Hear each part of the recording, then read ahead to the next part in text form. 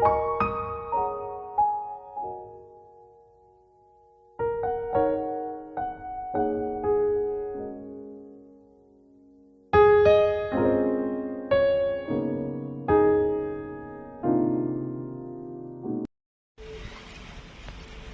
Everyone, good afternoon. কেমন আছো তোমরা সবাই? আশা করছি ভালোই আছো। আমার চ্যানেল পাপিয়া ব্লগসে তোমাদের সকলকে স্বাগত।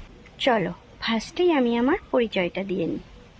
আমি পাপিয়া দেবনাথ, বর্ধমান জেলার একটা ছোট্ট শহর দাইহাটে থাকি। আর আমি একজন হাউস ওয়াইফ।